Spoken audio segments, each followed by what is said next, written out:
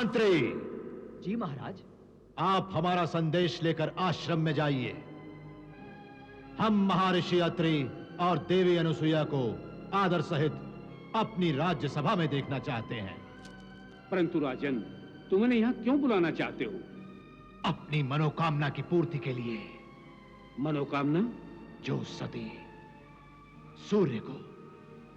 सूर्य को उदय होने की आज्ञा दे सकती है, ब्रह्मा विष्णु महेश को बालक बना सकती है, वो क्या मुझे अमृत तो नहीं दिला सकती? महर्षि अत्रि और देवी अनुसुईया को हमारी मनोकामना पूरी करने के लिए यहां आना ही होगा। हाँ, आना ही होगा।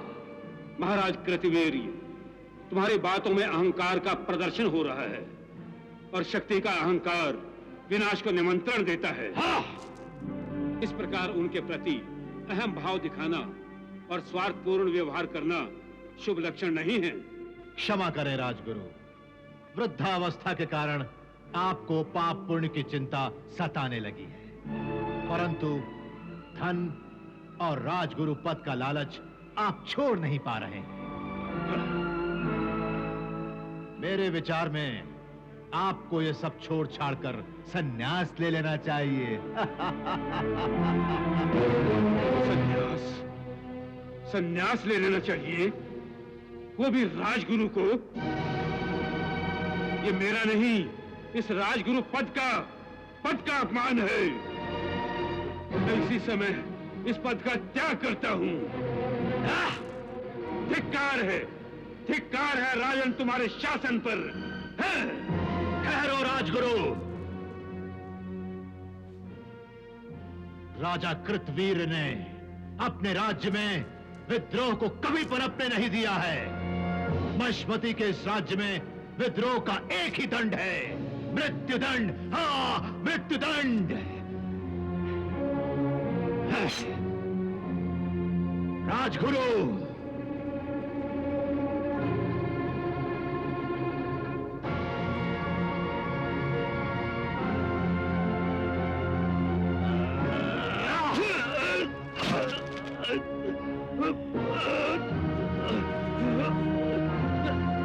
तुम्हारा विनाश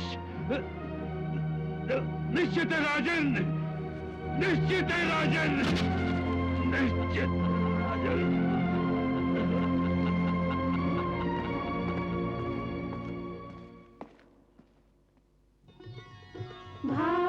भाग्यवती तिथि आई है, अनुसुईया की गोद भराई है।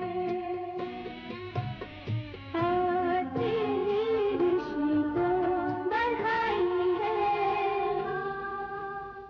सजनी की गोद भराई है। की दिन आए,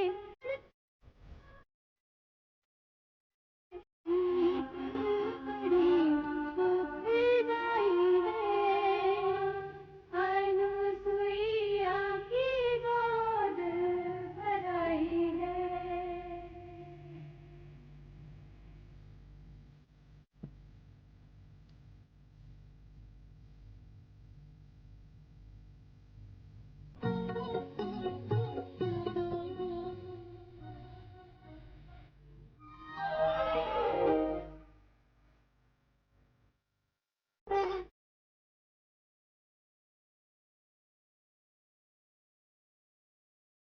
अरे अरे, ये क्या कर रही है देवी? अपने परब्रह्म का आशीर्वाद ले रही हूँ स्वामी। आप तो तीनों लोगों को आशीर्वाद देंगी, प्राणियों से लेकर देवता तक आपके चरणों में शीश झुकाएंगे। भगवान की लीला को शत शत प्रणाम। कहां आपकी गोद सूनी थी, और अब जब जीवन में पहली बार मां बनने जा रही हैं, तो किसकी मां? स्वयं परमेश्वर की मां। मैं तो सोचकर ही गदगद हो जाता हूं। गुरुदेव, राजदूत आपके लिए महाराजा कृतवीर का संदेश लाया है। महाराजा कृतवीर का संदेश लाया है?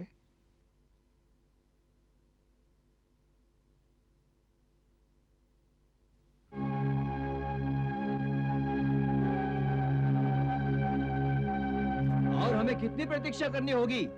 आप हमें अत्रि ऋषि का आश्रम बताइए कहाँ है। हम स्वयं जाकर महाराज का संदेश उनको दे देंगे। अत्रि गुरुदेव पधार रहे हैं।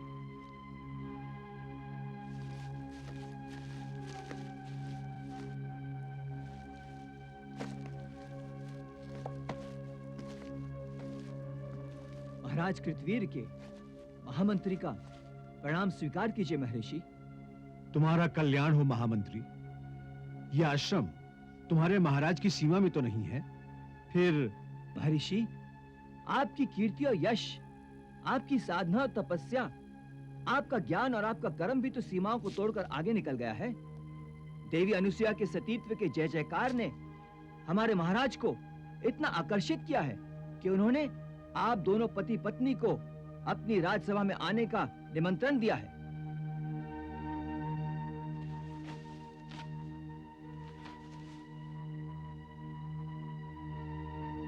पढ़ो, क्या संदेश भेजा है महाराज ने?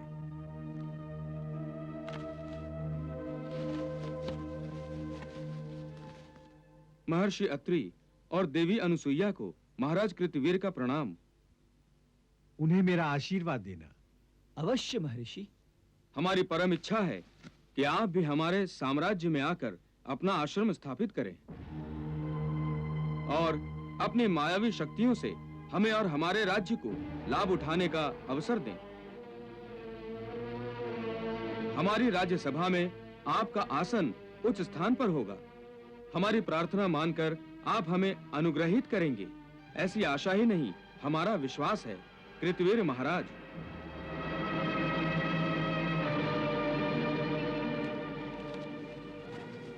अपने महाराज को मेरा आशीर्वाद देते हुए कहना कि जो साधु होते हैं उनका आचरण विचित्र होता है।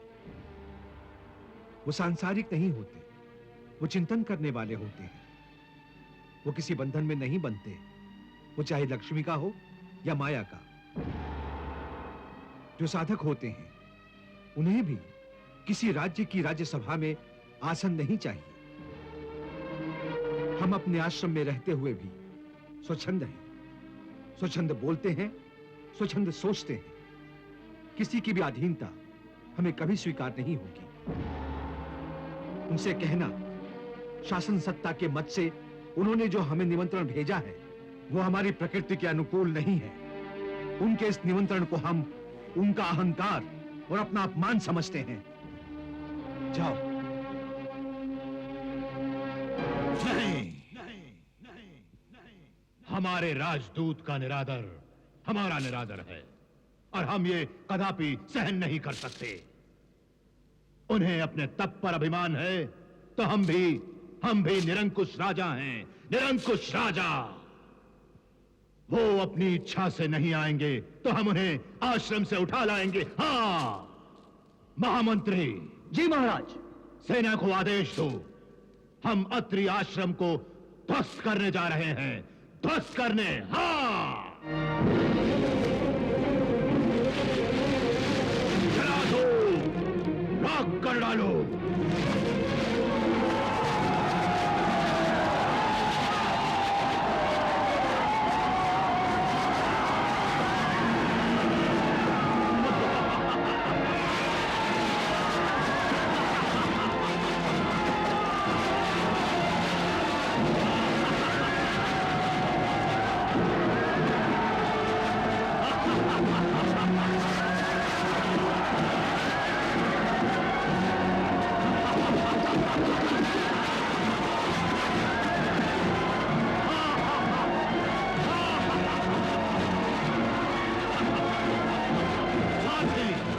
आगे ले चलो आश्रम की ओर।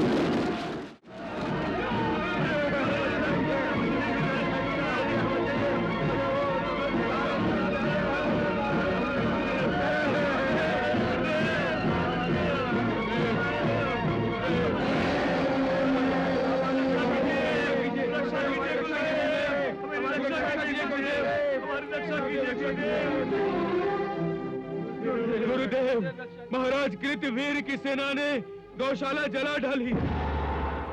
गौएं भाग रही हैं और वो आश्रमों को जलाते हुए यहाँ ही आ रहा है। रक्षा कीजिए गुरुदेव, रक्षा कीजिए, रक्षा कीजिए।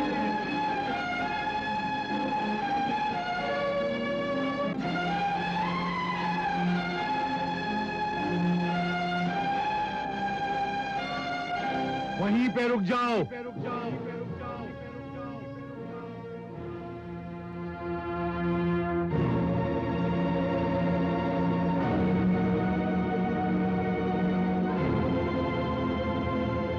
हमें रोकने का साहस तीनों लोकों में कोई नहीं कर सकता जटाधारी।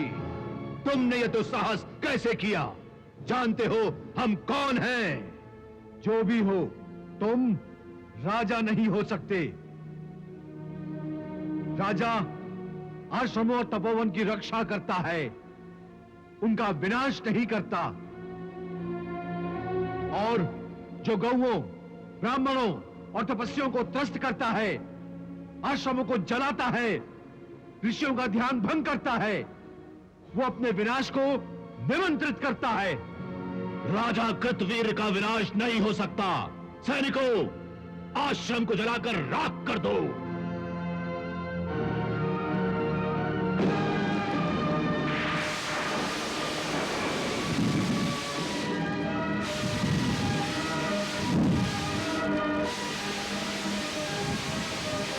सन्यासी होते हुए माया का प्रयोग करता है। हाँ, तू जानता नहीं हम कितने बड़े मायावी हैं।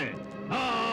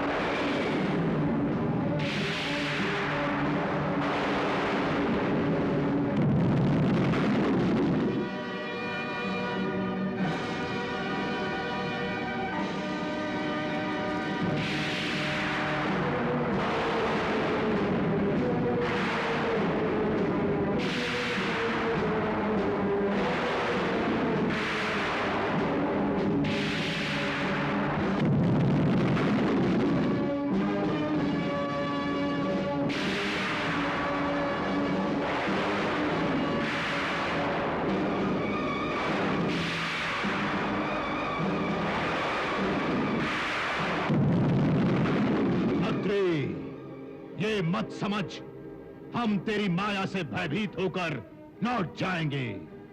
राजा कृतवीर जो निश्चय कर लेता है उसे पूरा किए बिना नहीं लौटता। हाँ! शांत चित्त होकर नहीं जाओगे तो तुम्हें ब्रह्मज्ञानियों के दंड का भोगना होगा। हम राजा हैं, राजा। अरे दंड देने का अधिकार केवल हमें है, हमें, तुम जैसे आश्रम वासियों को नहीं। हम तेरी स्त्री को बलात् ले जाएंगे। हम देखते हैं कौन रोकता है हमें। हाँ! कृतवीर्य, अपनी शक्ति पर, अपने बल पर इतना घमंड, इतना अहंकार। जिन ऋषि मुनियों के तपोबल पर राज्य की सुरक्षा निर्भर होती है, उनका इतना भयंकर अपमान। हाँ! कृतवीर्य, मैं ब्रह्मपुत्र अत्रेय तुम्हें श्राप देता हूं। इस शक्ति और बल के कारण तुम उन्मत्त और दुराचारी होकर इस पवित्र आश्रम में आतंक मचा रहे हो। ऋषि मुनि, ब्राह्मणों और तपस्वियों के सामने शक्ति का घृणास्पद प्रदर्शन कर रहे हो, तो तुम एक ब्राह्मण के ही सामने शक्तिहीन हो जाओगे। एक ब्राह्मण ही तुम्हारे जैसे आसवी प्रवृत्ति वाले क्षत्रियों का विनाश करेगा, इस पृथ्वी को क्षत्रिय विहीन कर देगा।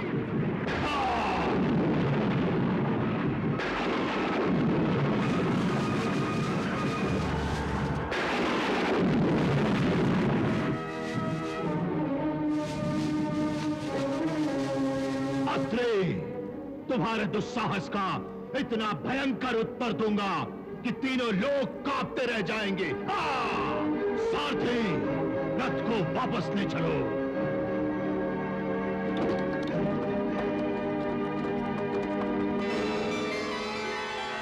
प्रणाम पिताश्री।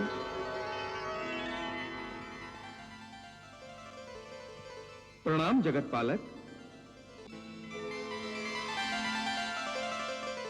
प्रणाम महादेव।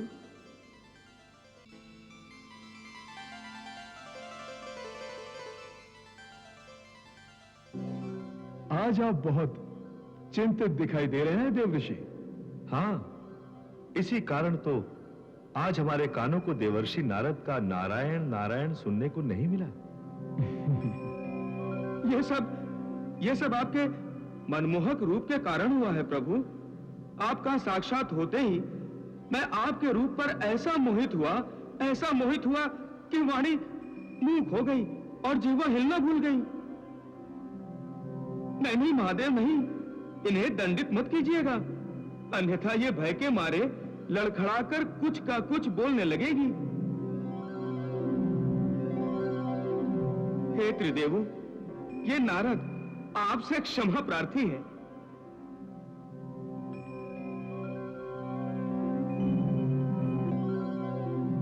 प्रभु, मैं पृथ्वी लोक पर अधर्म और अन्याय के बढ़ते हुए प्रभाव को रोकने की प्रार्थना लेकर उपस्थित हुआ हूं। यदि आपने शीघ्र ही उस प्रभाव को निष्प्रभ नहीं किया तो पृथ्वी पापों के बोझ को नहीं सहन कर पाएगी प्रभु। और हे त्रिदेवो, यदि स्थिति ऐसी ही रही तो पृथ्वी वासियों का परमेश्वर पर से विश्वास ही उठ जाएगा। वो यही सोचेंगे कि कृतवीर जैसे असुरों से अब उनकी रक्षा कोई नहीं कर सकता। इसीलिए हे जगत नियंताओं, महासती अनुसुईया को आपके दिए हुए वरदान के फलीभूत होने का समय आ गया है। सृष्टि कल्याण के लिए अब आप अवतार लीजिए प्रभु, अवतार लीजिए, अवतार लीजिए ब्रह्मदेव, अवतार लीजिए जगन्नाथ,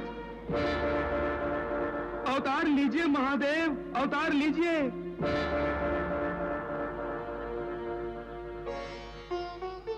तथास्तु, तथास्तु, तथास्तु।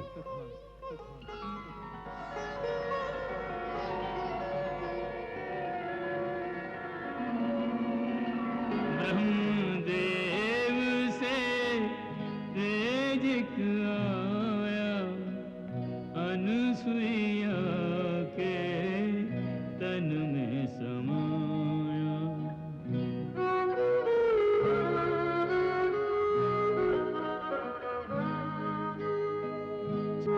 दत्तात्रेय के गुण लिए सारे, पुत्र रूप में विष्णु पधारे, पुत्र रूप में विष्णु पधारे। दुर्वासा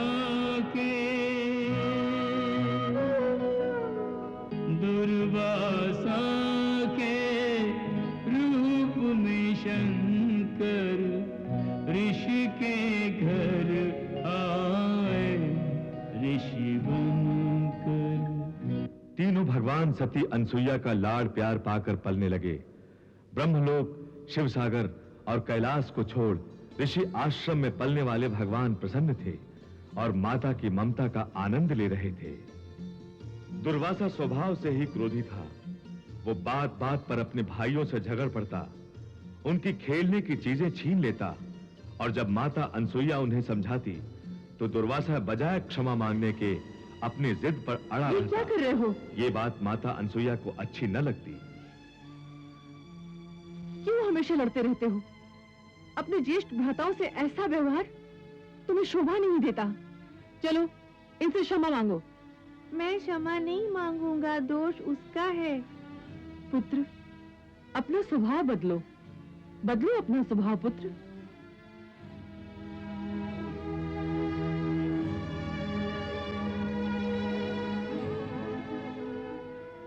स्वामी, अब मेरा कार्य संपूर्ण हुआ।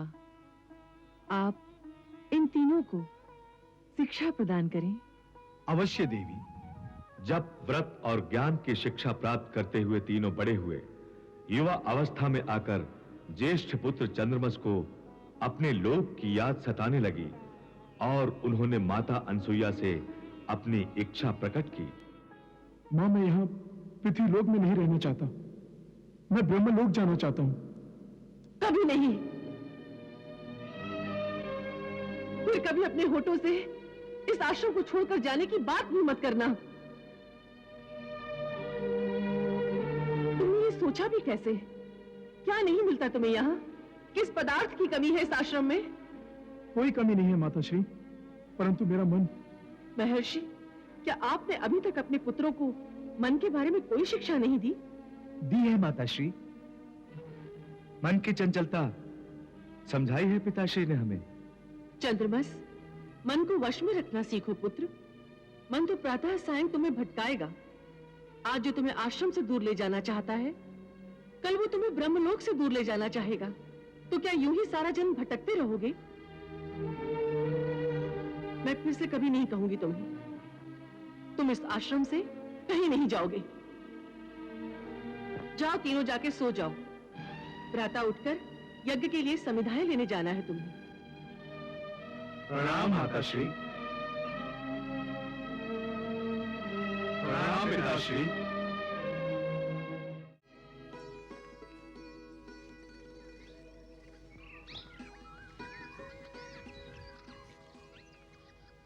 भ्राताश्री, आपके मुखमंडल पर सोच की रेखाएं साफ दिखाई दे रही हैं। क्या रात में माताश्री द्वारा डांटे जाने का प्रभाव है ये? मेरा मन बहुत विचलित है, मैं रात भर सो भी नहीं पाया। यहाँ पृथ्वीलोक पर मुझे कुछ अच्छा नहीं लग रहा। भ्राताश्री, माताश्री यदि आपके आश्रम छोड़कर जाने में प्रसन्न नहीं है, तो उनकी अवज्ञा नहीं करनी चाहिए। ये अवज्ञा नहीं है अनुज। ये अवज्ञा नहीं तो और क्या है? माँ की आज्ञा का पालन करना हमारा कर्तव्य है। उनकी आज्ञा के विरुद्ध कोई भी कार्य करना उनकी अवज्ञा, उनका अपमान है। परंतु अनुज, यहाँ मेरा मन नहीं लग रहा है। ये तो अपने आप को भी धोखा देना हुआ और माताश्री को भी धोखा देना हुआ। नहीं भ्राताश्री, माँ से धोखा मैं सहन नहीं कर सकता। मैं माँ को दुखी नहीं देख सकता। परंतु अनुज, मेरा यहाँ मन नहीं लग रहा है। आप यहीं रहेंगे, यहीं रहेंगे।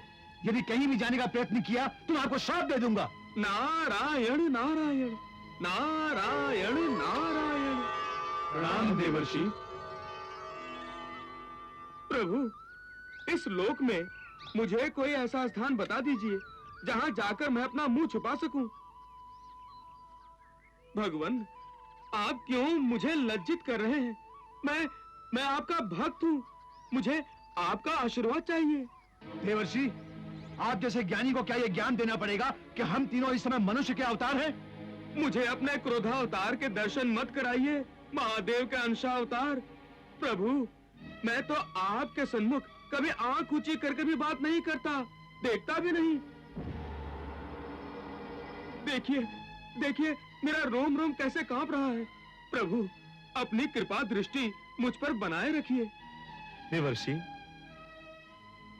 आप तो सभी प्राणियों के, देवताओं के शुभ चिंतक हैं।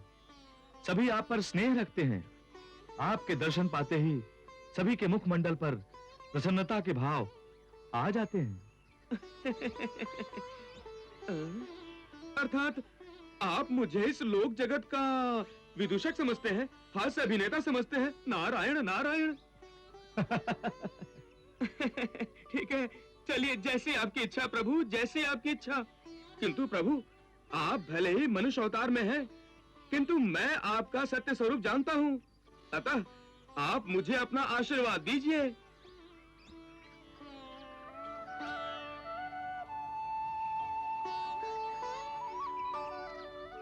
हे त्रिदेवों, आपका ये भक्त आपकी सेवा करना चाहता है, अतः यज्ञ के लिए समिधाएं मैं उठा लेता हूं। उसकी कोई आवश्यकता नहीं है देवर्षि। अगर आपको सहायता करनी ही है तो भ्राताश्री चंद्रमा की कीजिए। ये ब्रह्मलोक लौट जाना चाहते हैं और इस हेतु आपको माता अनसुईया को कैसे मनाना है, इस विषय में सोचिए। नारायण नारायण। अच्छा, अब समझ में आई सारी बात। मैं भी कहूं मैं यहाँ क्यों आया? अवश्य आप तीनों की दी हुई प्रेरणा ही मुझे आपके सम्मुख खींच लाई है। आपकी लीला को प्रणाम प्रभु, प्रणाम। आप भी क्या क्या काम कराते हैं अपने इस छोटे से नारद से, हैं?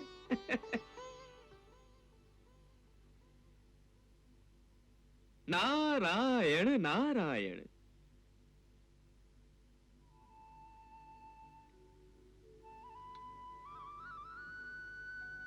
प्रणाम भाभी माँ। कल्याण मस्तु। प्रसाद लीजिए देवर्षि। आहा, मेरा सौभाग्य। ओहो, जय हो। देवर्षि, आप नारायण का जितना जाप करते हैं, लगता है एक दिन स्वयं ही नारायण बन जाएंगे। नारायण नारायण। भाभी माँ, आप स्पष्ट कह दीजिए ना कि मैं आपके आश्रम से बाहर चला जाऊं। नारायण नारायण। मुझसे ऐसी कौन सी भूल हो गई भाभी माँ, जो आप मुझे बताकर नहीं, जताकर मेरे कान खींच रही हैं? लाइए जगत माता, मुझे अपने चरणों की धूलि से अपने मस्तक को सुशोभित कर लेने दीजिए।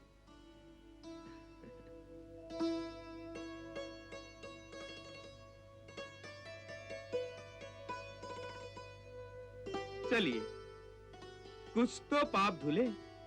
चलता हूँ। नारायण नारायण। भाभी माँ कहते हैं और भाभी माँ का तनिक सा चुटकी लेना सहन नहीं कर सकते क्या? चुटकी क्या? आप चाहे तो अपने वात्सल्य के जितने भी थप्पड़ मेरे मुंह पर मार लें, किंतु उपहास में भी मुझे अपने से बड़ा मत बनाइए। आप मेरी भाभी माँ हैं, भाभी माँ। और एक बेटा माँ से कभी बड़ा नहीं होता।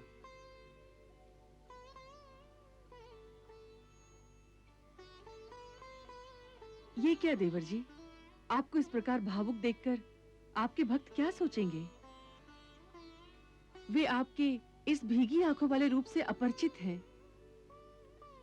उन्हें तो आपका आंखें मटकाते हुए और हंसते हुए नारायण नारायण बोलने वाला रूप ही आनंदित करता है। ये भावनाओं का खेल आप हम पृथ्वीवासियों के लिए ही रहने दीजिए।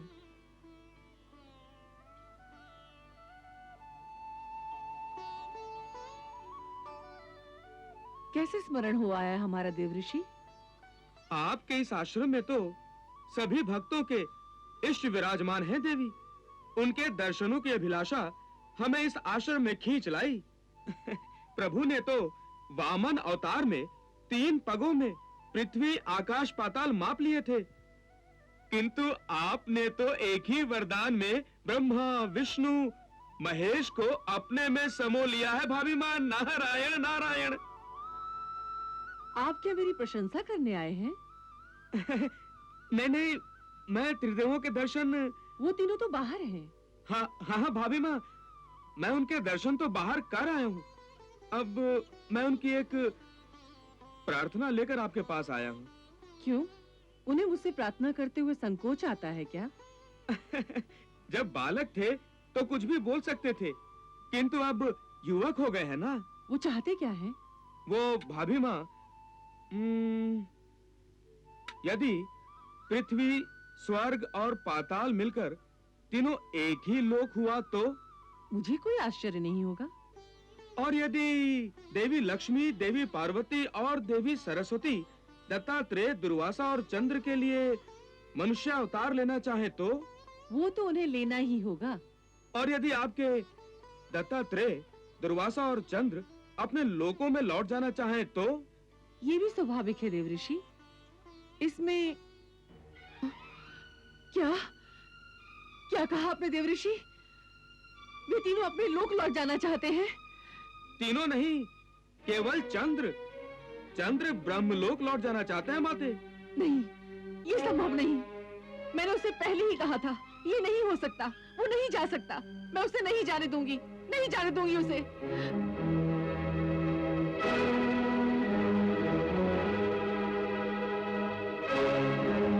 जगत नियंताओं, आप फंस गए। अब तो आप ममता के ऐसे बंधन में बंध गए हो जो कभी टूटने वाला नहीं। नारायण नारायण।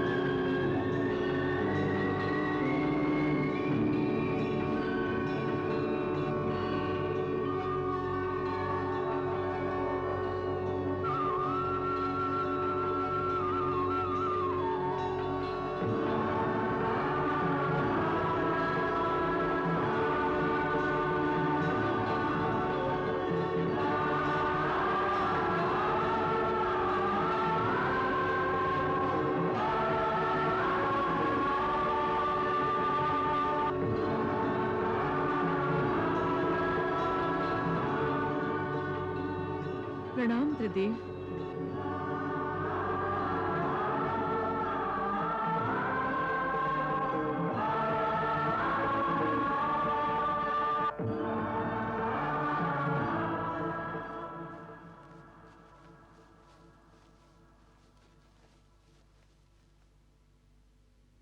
ये क्या माताश्री, आप किसे प्रणाम कर रही हैं? परब्रह्म परमात्मा को। परंतु माता का स्थान परब्रह्म से भी ऊंचा होता है माताश्री। क्या इसीलिए परब्रह्म परमात्मा अजन्मा है? नहीं माताश्री, परब्रह्म ने तो माता का सुख अनुभव ही नहीं किया, इसीलिए तो हम तीनों ने आपकी कोख से जन्म लिया। हम जगत को यह संकेत देना चाहते थे कि परमेश्वर से भी श्रेष्ठ कोई है तो वो है माता, क्योंकि अजन्मे परमेश्वर को जन्म देने की क्षमता केवल माता में ही है। नारायण नारायण, आप धन्य हैं प्रभु, आप धन्य हैं। हाँ माँ, माँ से बड़ा इस सृष्टि में कोई नहीं है। माता से ही सृष्टि है। हम तीनों का कर्तव्य और स्वरूप माता में ही समा गया है। सुर हो या असुर, दैत्य हो या देवता, दानव हो या मानव, माता हर किसी के लिए पूजनीय है, वंदनीय है, क्योंकि माता ही माता, पिता और धाता है। जो कोई भी अपनी माता की पूजा करता है तो उसे परमपिता ब्रह्मदेव, भगवान विष्णु, महादेव शिव शंकर, इन तीनों देवों की पूजा का पुण्य मिलता है। इसीलिए क्या आप तीनों अपनी माता का त्याग करके अपने अपने लोक लौट जाना चाहते हैं?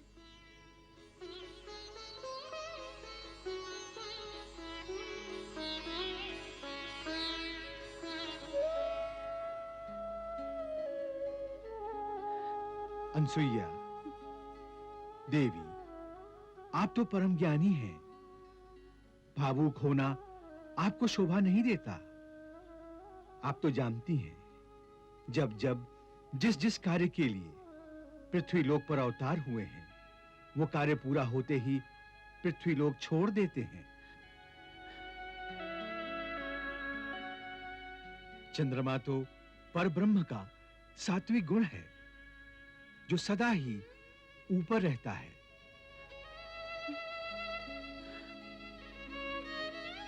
यही कारण है कि तुम्हारा चंद्रमा ब्रह्मलोक जाना चाहता है। वो पृथ्वी लोक पर रह ही नहीं सकता। अतः देवी, आप अपने ज्येष्ठ पुत्र चंद्र को अपनी माता के बंधन से मुक्त करके उसे ब्रह्मलोक जाने की अनुमति दे दें।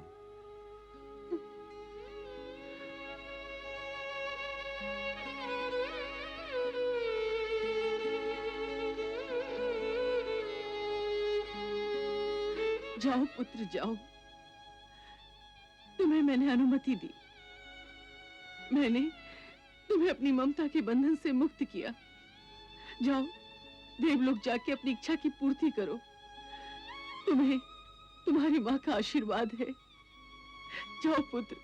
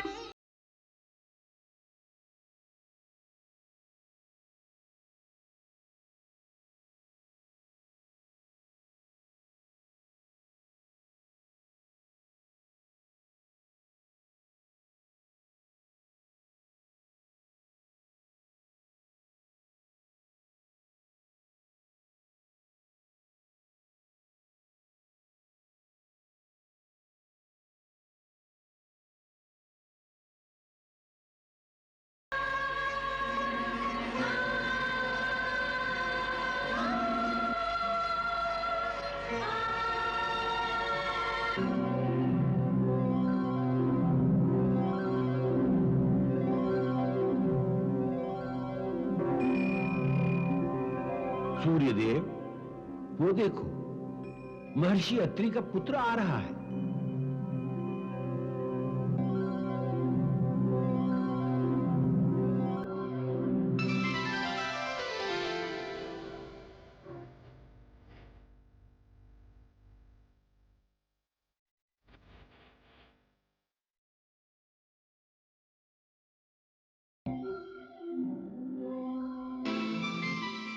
आगे पिता को प्रणाम।